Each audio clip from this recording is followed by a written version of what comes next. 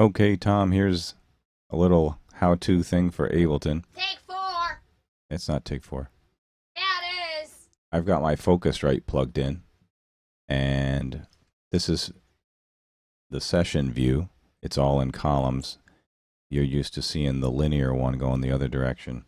That's called the arrangement view. If you go to the far right, you've got the columns and the rows. If you click on the rows, which actually will be your tab key on your keyboard, this will show you what you're used to doing for live recordings. You just set this up, drag your stuff in here, and it's the same thing as what's out front, basically. But the default on Ableton is this view because this is set up, these are called clips. They're basically set up for one of those Ableton trigger devices that they use, the DJs use with all the buttons. Each one of these can be a sample that's a loop, and they can trigger that loop. And if you have like loops in a row, you can also use that trigger device. This is called the scene over here, which would be it would trigger all 4 of these at the same time if this was hit. So that's what this is all about. This is basically made simply for that. But Mike up there at Guitar Center said this is a great way to lay down ideas very, very quickly instead of going into like Pro Tools, trying to set up the whole thing just to get, you know, a 30-second idea down out of your head. You just come in here. Now, audio clips are when you have something plugged into the USB, external keyboard. You've got the Scarlett Solo I have in here. And you see you have 1 and 2. I'll set the monitor there. And if you hit this little drop down, you can see you can set it to either 1 or 2. I only have 2, so that's only going to show 2. So number 1 is the microphone. That's the left-hand side. Number 2 is the guitar input. So you can rename these up here. Guitar and mic. And then what you want to do, instead, Mike made the suggestion. It's hard for me to get to hear the beats with a click track. So what I do is I set the click track, which is here. It's on 4/4 now. It's set to give me 1 bar before it starts recording.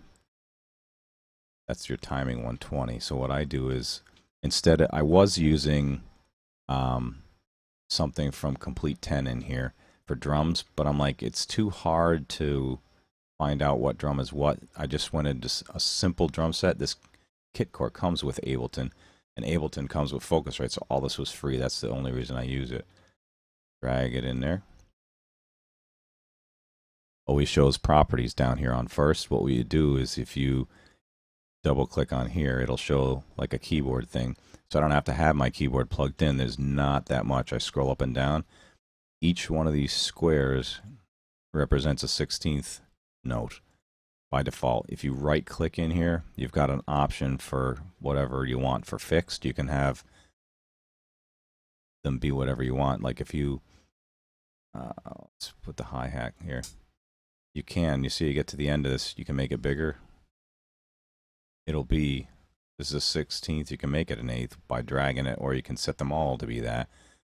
So you can either delete or double click to get rid of it. Now you see this blue headphones. If I turn that off, it's not going to make a noise when these are keys. You hit this on, it's going to make the sound. So what you do, change that to 1/8, go to hi-hat, double click on it. Now you can, once you've hit 1, if you see how you got duplicate, you right click, you have duplicate, Control D. You can either double click your way all the way across this. The clip ends right here, so you have 1, 2, 3, 4, 1, 2, 3, 4, because it's 4/4. This, you hit Control D, bam, bam, bam, bam, bam, bam. So you do hi-hat, open this, drag the drums, click on this, hi-hat all the way across, scroll down a little bit. You have your kick, which you would want to be a 16th. Then what you do is you can start this. Oh, I got that going. But we'll make it slower, 100, maybe 90. And you got kick. And then snare.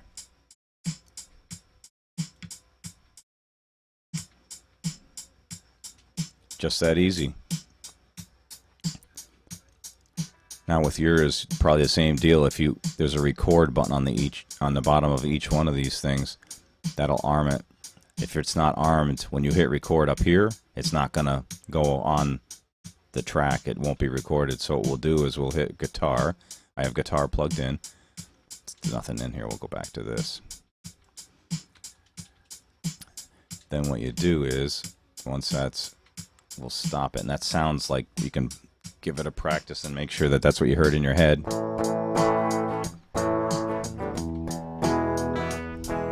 Maybe if you need it a little bit slower, 85 might be better. If that's what you heard in your head, hit enter. A little bit slower. Boogie boogie! Oh yeah! Dancing! I love this song! So then what you do, you can stop it.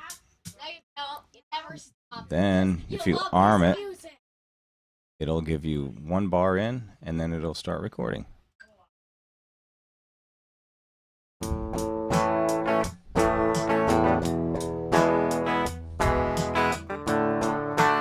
I haven't played my ball in a few weeks. I smell so bad. I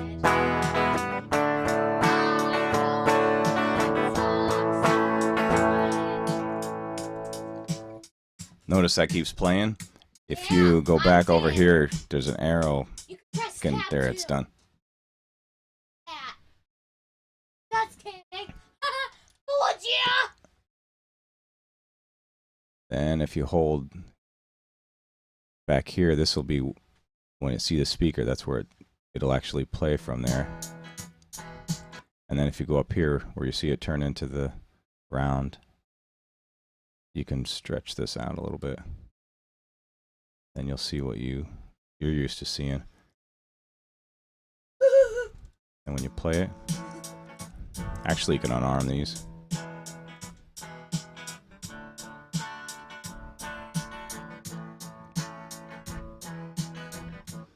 Then you have it laid down. You've got the timing that you like.